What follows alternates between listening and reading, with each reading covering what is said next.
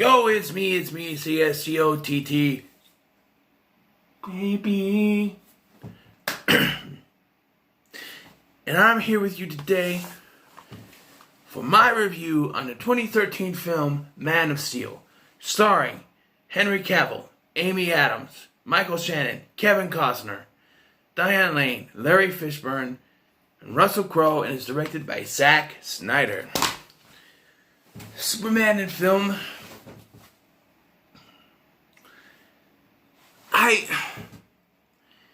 Okay, so I remember when I went to the theater to see this, how I was disappointed that they were starting with the destruction of Krypton again. I've seen that so many times. You see it in the original Superman movie. Then they go back to it in Superman 2. And then they show it in the Superman animated series. And it's just like, we don't need this, right? We don't really need to know the origin of Superman again.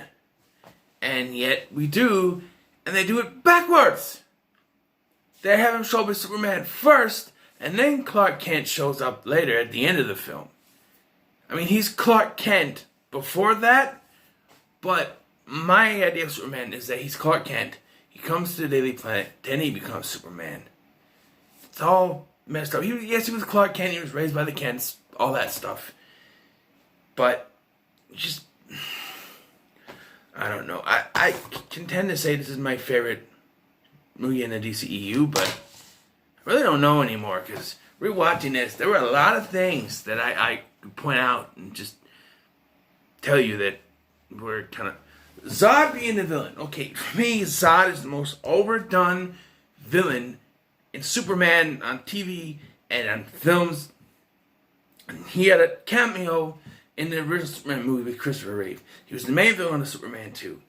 They did a fake version called Lord Nor on Lois and Clark, which was supposed to be Zod, but I don't think they had the rights to him. They did a version of Zod on Smallville, which is my favorite version of him, the first version anyways, where he had no physical body because of when they sent him to the Phantom Zone, it took his body away. And so he actually took the form of Lex Luthor. He possessed Lex Luthor, which I like that. Only for then, a couple of seasons later, they just bring in Major Zod, which is an earlier form of him. The actor was pretty good. And then we have it here, Zod once again. I think it would have been better if Brainiac was the villain of this. Because I like the animated series explanation that it was Brainiac who was responsible for the destruction of Krypton. And I've always, no matter what they say in other movies, I've always believed that it was Brainiac in every version of this that's responsible. And they even sort of say that in Smallville. I'm not 100% sure, but yeah, just dry skin. Yeah, and I think that a good idea for a villain in this would have been Lex Luthor and Brainiac together. And you have Superman come down. You have Brainiac show up first and align with Lex Luthor. And you have Lex Luthor, who is sort of a respected person at this point, come out and say that you can trust Brainiac because he knows there's some evil coming, and you have Superman come in. But you already have Clark Kent established as a reporter in Daily Planet, and then you bring in Superman, and he's turned on. But you have Superman build up to being the hero, and by the end, he's their hero. And this whole thing where Brainiac, I planned this all out. Brainiac is secretly creating a robot body, but he needs Lex Luthor's human body to combine with it so that you need the whole thing. That would have been much better. And you don't cast Jesse Eisenberg. You have someone who I'm waiting to be Lex Luthor, I'll probably never get, and that's Billy Zane. I think he'd be the perfect Lex Luthor. He's got the charisma, he's got the attitude, he's just great. But we have here General Zod, as played by Michael, I will find him, Shannon. He's a little over the top. Ow. Did you hear that? That's my knuckle. That height. But he's good as Zod. So my thing is, what bugs me the most, and this is going to be a little bit of a nitpick, but he goes into Phantom Zone, he's stuck in the Phantom Zone for how long? He comes out, he's got this little goatee. If you're stuck in the Phantom Zone without any way to shave, you have a full beard, not just a little goatee. But they wanted to have facial hair because the Zod in the original film had facial hair. Terrence Stamp's Zod had facial hair. Fine. The way they keep going and flashing back throughout the film would later be used, it was currently also being used at the time by Arrow. I think it works in here. The only flashback I didn't care for was where they show where Jonathan Kent died. Jonathan Kent's death has been in Superman lore for I don't know how long. He died of a heart attack in the original one, in the original film. In Smallville, he also died of a heart attack, but was brought on by Kryptonian stuff. We're not going to get into it, because eventually I'll do the review when I get back to the review series for that. But I'm just saying, like, Jor-El had something to do with it. So, and here, he dies by a tornado saving a dog because he doesn't want Clark to show his powers. I've always had a big problem with this because no one would see it. There's a big ass tornado barreling down the way, and you think people are going to pay attention to someone super speeding to save you. Bullshit, man. They're going to be worried about the tornado. Tornado. Did you see that guy super speed to help the other guy? Oh, tornado. I think the tornado is going to, no one's going to pay attention to that. What I'm saying here is that Jonathan Kent's death was only done so they could kill him off. His death is so unnecessary in this, in the long run, that you see him in flashbacks anyway. So you wouldn't even need to show how he died. You just say that he died, and you see the flashbacks. That's all you need to do. So let's run down the actors. Henry Cavill, pretty good Superman. I wish he would continue. I think he's a great Superman, one of my favorites. Amy Adams, I think she's decent as Lois Lane in this, and maybe Batman v Superman, but Justice League not so much. Michael Shannon, like I said, a little over the top, but he's great as Zod. Kevin Costner, he's decent, but the writing for his character is terrible. Diane Lane as Mrs. Kent, she's all right. She's not, going through it. She's not, in there much. Lawrence Fishburne is Perry White. That was one I was kind of worried about because you cast an African American actor to play a guy with the last name White. But Larry Fishburne does a good job. And you got Russell Crowe, who I think is one of the best actors in this. He plays Jor-El. And the beginning part when, Krypton's being taken down, he's good there. He's good, and sporadically is like this avatar for the Forces of Solitude. That's really good. The action in this is actually pretty good. The CGI is not too bad in this. There was one thing that kind of stood out to me. It's not CGI-ish, but okay, so the evil Kryptonians, they're wearing these masks and these suits that stop them breathing in the Earth's atmosphere because they're not used to it, right? Therefore, they shouldn't get any of the powers that comes in from breathing the atmosphere and feeling the sun on your skin. But they're still flying. They still got super strength. And yes, you could say it's the suits, but it's never explained. And that kind of lowers it once, Superman breaks off the mask breaks off Zod's mask, and he starts to be disoriented, and it's just like, but you already had those powers with the suits on. Was it the suits? I don't know, but now he didn't have the laser eyes or anything, but I'm just saying, it's a little confusing for me. And then they fight at the farm. After Clark brings Lois and said, you'll be safe here, then we get this. He brings it there after the ship's already there, which is very confusing.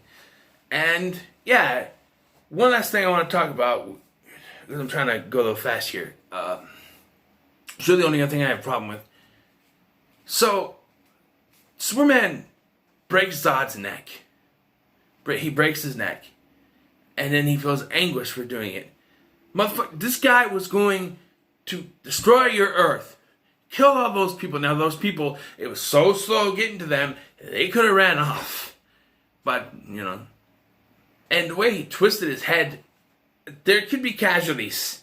You twist it, the laser go hit them quickly. There could be some kind of, not casualties, like injuries, I should say. And then he's just like, ah! After doing it, it's like, dude, you just saved the world. Anguish or not, you just saved the world. There's no knock on my conscience for that. Yes, you killed someone. Is that against how you were raised? Yes, but to me, it's always been, it doesn't matter if you kill someone as long as they're a bad guy. They're bad guys, kill them. I don't care.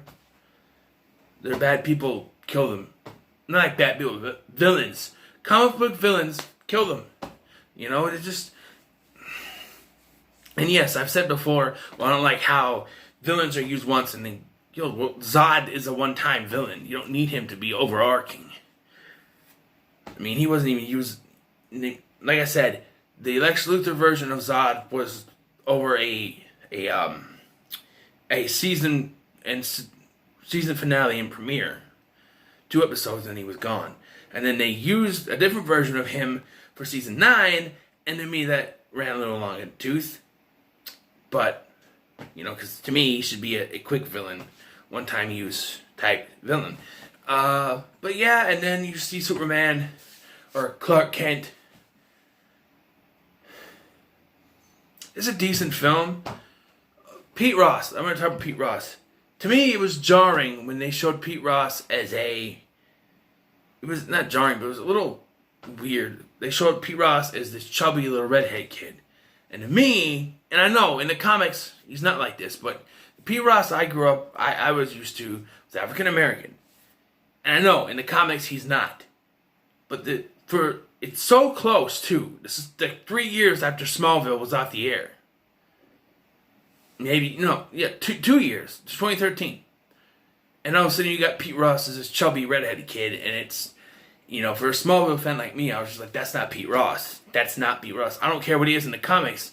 That's not Pete Ross to me. I'm just saying. And they have him be sort of an antagonist for Clark. They have him be a jerk. He's the Whitney Fordman in this case. And Lana's in there somewhere. I don't know.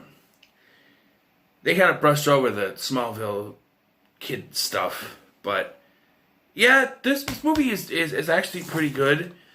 I would dare to say it's one of the better Superman movies out there. It takes things seriously. But here's another thing. And you saw this in the trailers, so it wasn't really that big of a deal, but Superman gets arrested. Why? How?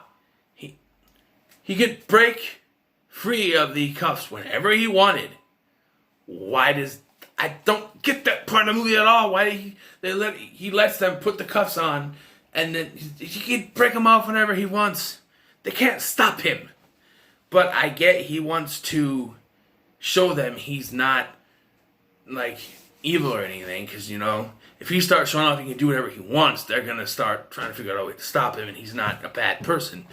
But that's kind of what the negative part of DCEU is with me, at least for this first part, is that they heavily focus on the repercussions of actions. This is a superhero movie. No one cares. Superhero movies, and I mean, Marvel does it in their MCU movies, but they don't do it as heavily as they do here. They were trying to follow the Marvel template, but here's the thing. Marvel, while dealing with repercussions, also takes things very seriously. Now, Batman v Superman deals with repercussion stuff heavily. What other movie that came out that year also dealt with that? Captain America Civil War. But not so heavily that it was the focus of the entire film. We'll get to Batman v Superman, because it's called Batman v Superman, but it should be the trial of Superman, because that's what takes up the focus of most of the film until the explosion, and then we get other stuff besides Batman v Superman. To be honest, the Batman v Superman portion of that film is like 10 minutes, if even. To be honest. And that's total. But yeah, as it stands, Man of Steel is pretty good. I'm going to go ahead and give it an 8 out of 10. It's decent. It was the best in this, but maybe things will change. now that I've watched this again.